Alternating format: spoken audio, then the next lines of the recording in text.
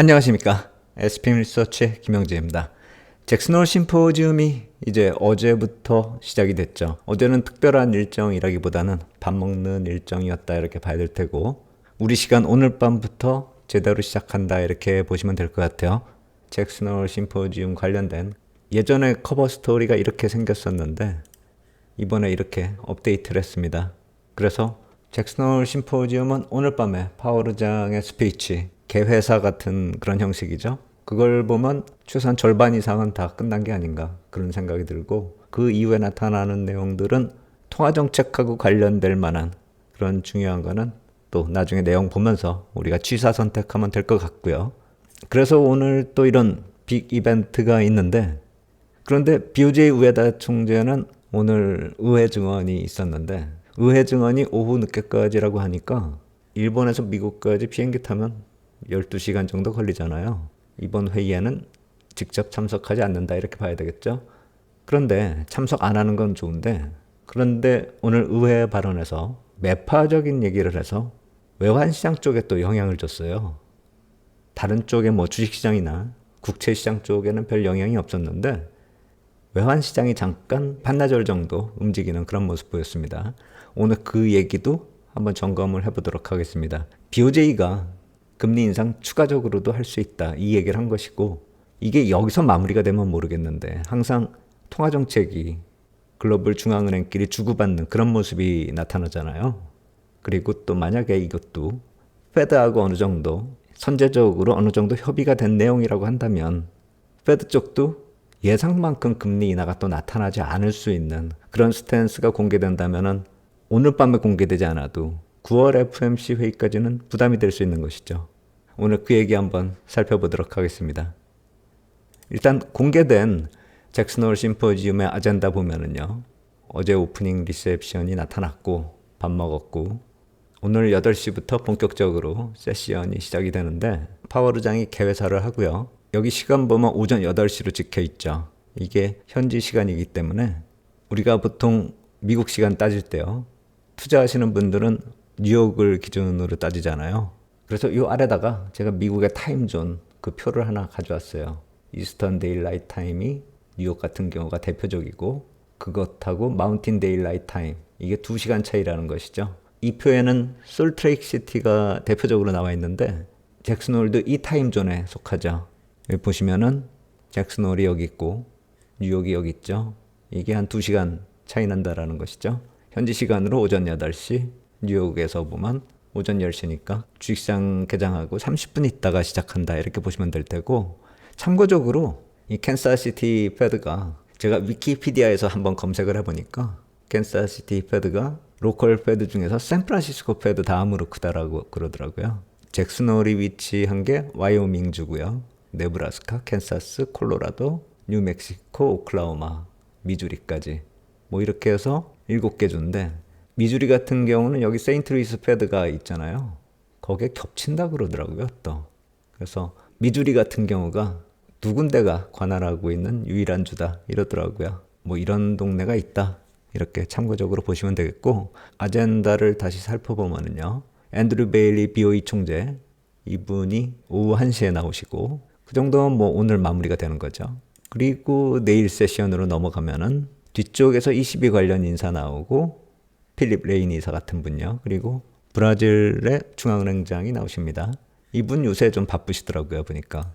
요전에 ECB 포럼 있었잖아요, 몇 달 전에. 그때도 이분이 ECB 포럼에 참석했었던 중앙은행장들 대담에 이분이 또 참석을 했었죠. 라가르 총재하고 파월의장하고 같이요. 이분 요새 좀 바쁜 것 같아요, 브라질 중앙은행장. 이번에도 또 뭐라고 하는지 한번 참고적으로 한번 볼 필요 있지 않을까 이렇게 생각이 되는데, ECB 포럼에서 나타났었던 내용 보더라도 그렇게 ECB 쪽으로 큰 영향을 주지 않았다라는 점을 생각해 본다면 이번에도 대단한 이슈가 나타나진 않을 것 같은데 한번 내용 또 한번 살펴볼 필요가 있다 이런 생각이 듭니다. 그리고 이제 일본 쪽 얘기하고요. 잭슨홀에도 영향이 갈 수 있을 것 같고, 만약에 잭슨홀에 영향을 안 미친다 하더라도 9월 FOMC 회의까지 또 영향을 미칠 수 있는 그런 이슈가 아닐까 이렇게 생각이 되기 때문에 이쪽은 좀 우리가 무게감 있게 좀 봐야 될 것 같다라는 생각이 듭니다. 오늘 있었던 BOJ 우에다 총재가 의회 가서 증언했었던 그 내용이거든요. 로이터 통신에서도 보도를 했고, 또 아사히 신문에서도 보도했는데 요약하면 그겁니다. 우에다 총재가 지난 7월 말에 금리 인상했었던 그것에 대해서 변명을 하는데 시장 혼란이 나타났었는데 신중하게 대응을 해야 된다라는 그런 입장을 밝히면서도 향후에 추가 금리 인상 가능성을 얘기했다 이거죠. 그래서 시장 혼란 때문에 BOJ가 잠시 금리 인상을 하지 않을 수도 있다. 그런 식으로 표현을 했지만 그것이 계속 이어진다라는 게 아니라 인플레이션을 보면서 추가 금리 인상 가능하다 이 얘기를 한 것이죠. 그래서 시장 달래기를 계속할 수 있을 것이다. 이렇게 생각했었던 시장의 기대에 대해서 종지부를 찍었다. 이렇게 평가를 하는 것이죠.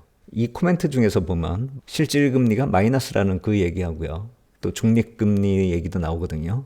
제가 봤을 때는 그 얘기들이 좀 중요할 것 같아요. 특히 중립금리요. 이거를 페드 쪽에서 받으면은 스토리가 좀 많이 변할 수가 있잖아요. BOJ에서 끝나는 얘기는 아닐 것 같아요. 그래서 이게 중립금리가 만약에 오늘 밤에 나오든지 아니면 오늘 밤에 안 나오더라도 9월 FOMC 회의까지 지속되는 그런 이슈가 된다라고 한다면 부담이 될 수도 있다라는 생각이 들어요. 그 뒤에서 다시 말씀드리도록 하겠고 오늘 엔달러 흐름 보면은 거의 146레벨까지 치고 올라가는 그런 모습 단기적으로 이렇게 나타났다는 것이죠. 우에다 총재 발언이 이 시점이었거든요.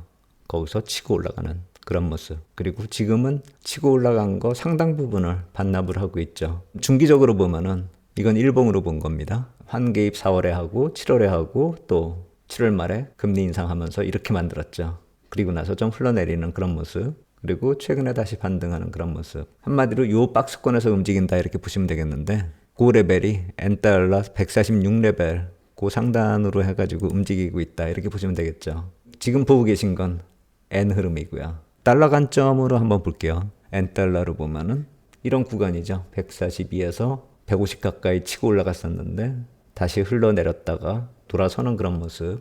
중기적으로 보면은 7월에 엔화 개입 나온 다음에 쭉 빠졌다 이렇게 볼 수 있는 것이죠. 4월의 개입은 좀 약했고 7월의 개입이 좀 강했고 금리 인상이 추가됐다 이렇게 볼 수가 있는 것이고 이런 약세 흐름이 나타나면서 달러 캐리 얘기가 시장에서 나왔죠. 최근에요. 뭐 CT 쪽에서도 그런 분석 자료 내놓고 있는데 제가 봤을 때는 이 달러 캐리라고 굳이 말을 만들 필요가 있을까? 전 그런 생각이 들어요. 달러 약세가 나타나면은 당연히 글로벌 유동성이 강화되는 것이고 자산시장 쪽으로 버블 만들고 자산시장 쪽에 버블을 만드는 그런 모습으로 이어질 수 있죠. 인플레이션 자극시키지가 않는다면은 그 버블이 좀 잘 유지가 될 수 있겠지만 항상 그렇죠. 버블을 만들면 그게 인플레이션으로 이어지는 경우가 많죠. 달러 캐리, 글로벌 유동성 흐름은 양면성이 있다라는 점 놓치면 안 됩니다. 독이 될 수도 있는 것이죠. 달러 캐리라는 그런 표현까지 쓰는 걸 보면은 약간 좀 우려스럽다라는 생각도 듭니다. 우에다 총재 발언 나오면서 엔이 반등하고 다시 달러가 좀 내리는 그런 모습이 나타나고 있는데 단기적으로 이 146에서 147레벨 그것을 넘어가면 글로벌 유동성이 좀 위축되고 그 아래쪽에서는 글로벌 유동성 얘기가 계속 나올 수 있다. 이렇게 보시면 될 것 같아요. 제가 아까 말씀드린 그런 마이너스 실질금리 오늘 우에다 총재가 얘기한 것이거든요. 실질금리는 마이너스다. 정책금리가 0.25라고 하더라도 지금 인플레이션이 그러니까 CPI가 2%를 웃도는 그런 상황이기 때문에 현재 상황이 여전히 완화적인 상태다. 이 얘기를 하는 것이고 중립금리 같은 경우에는 확장적이지도 수축적이지도 않은데 사실 이건 뭐 딱 정해져 있는 그런 금리가 아니잖아요. 그렇기 때문에 대강 추정을 하는 그런 정도다 이렇게 봐야 될 텐데 어떻게 추정하든 현재 상황은 여전히 완화적이다. 금리 더 올릴 수 있다. 그리고 중립금리 같은 경우가 만약에 올라간다라고 한다면 그렇다면 얘기가 많이 틀려지죠. 우에다 총재가 중립금리를 거론하면서 기준금리를 얘기한다라는 것 자체가 좀 많이 부담스럽죠. 그냥 CPI만 거론하면 모르겠는데 이제 성장까지 감안한 그런 논리로 들어간다라는 거 아닙니까? 그러니까 중립금리가 인플레이션을 이야기하지 않는 그런 성장까지 감안한 그러한 금리를 얘기하는 것이기 때문에 지금 최근의 글로벌 경제를 놓고 봤을 때 이 중립금리가 조금 더 올라가고 있다 이렇게 추정을 하고 있거든요. 그렇다면 인플레이션 목표치가 2%에서 더 올라갈 수 있다 이 얘기거든요. 일본 같은 경우에 타겟 인플레이션을 2%에서 예를 들어서 중립금리가 올라가서 2.5%로 올라갔다. 그러면은 기준금리 올라갈 폭이 더 커지는 거잖아요. 역으로 미국 같은 경우는 중립금리가 올라갔기 때문에 금리 인하 폭이 줄어든다 이렇게 볼 수가 있는 것이죠. 그렇다면 글로벌 국채시장 쪽으로는 적지 않은 악재가 되는 것이죠. 그것도 단기 악재로 마무리될 그런 악재가 아니라 중장기적으로 작용될 수 있는 것이죠. 특히나 시장에 지금 피벗이 상당히 많이 반영이 됐잖아요. 미국 10년물 금리를 놓고 보면은 내년 말까지 9번 정도 금리 인하가 반영된 그런 국채 흐름이거든요. 이 위의 표는 제가 일주일 전에 방송할 때 그때 보여드린 그 표입니다. 올해 4번 정도 금리 인하하고 내년 9월까지 9번. 그리고 이건 오늘 뽑은 겁니다. 좀 약간씩 뒤로 가고 있어요. 금리 인하 속도가. 이번 9월 FOMC 때 한 번, 다음에 또 한 번, 2번, 그리고 연말에 가서 50bp 인하가 나타난다. 이 얘기거든요. 이것도 약간 늦어진 겁니다. 50bp 인하가 일주일 전에는 11월 FOMC 회의 때 나타나는 거였는데 이제 12월로 그게 뒤로 갔어요. 그리고 내년 9월 정도까지 놓고 봤을 때 8번 금리 인하로 마무리된다. 이렇게 나타나고 있거든요. 일주일 전에는 9번이었는데요. 내년 12월 확률을 한번 찾아보니까요. 그때까지도 8번 금리 인하 확률이 가장 크거든요. 그렇다라고 보면은 9번 금리 인하에서 8번 금리 인하로 피벗에 대한 기대감이 약간 후퇴하고 있는 거잖아요. 그리고 여기가 만약 금리 인하의 마무리다 이렇게 보면은요. 여기가 만약 금리 인하의 마무리다 이렇게 놓고 보면은 그러니까 325에서 350bp 이 기준금리가 마무리다 이렇게 놓고 보면은 이 중간 정도 보면 338 정도 되잖아요. 그럼 338에서 마무리가 된다라고 하면은 10년물 금리는 이 근처 오다가 위로 턴할 수 있어요. 3.78 뭐 이 정도로요. 남은 게 별로 없다라는 거예요. 내년 중순 정도에는 이 페더럴 펀드 레이트하고 같이 움직일 가능성이 커요. 10년물. 목표 수익률을 한번 생각해 보세요. 국채 입찰 직접 참여해서 쿠폰이나 먹으면 모를까 ETF 같이 시세를 노리고 투자한다면요. 추가 목표 수익률이 아주 낮다라는 것이죠. 3.7에서 3.3 정도로 내려갈 때 10년물 금리 목표 수익률 한번 생각을 해보신다면은 그리고 30년물은 잘 내리지도 않는 거 아시죠?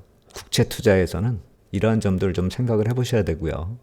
여기서 만약에 중립금리 얘기가 나오면은 더 힘들어지는 거예요. 그래서 제가 아까 우에다 총재가 중립금리 얘기한 게 부담으로 변할 수 있다라고 말씀을 드리는 거예요.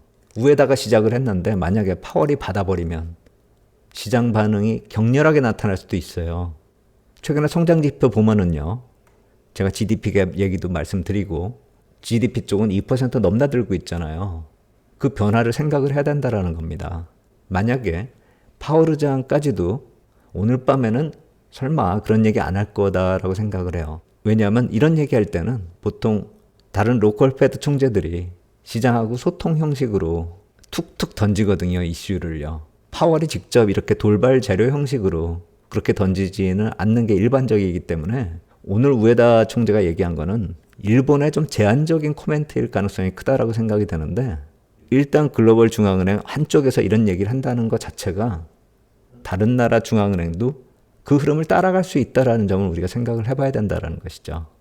그걸 감안하면은 주식시장은 그런 얘기 나올 때마다 단기 조정을 보일 수가 있을 거예요.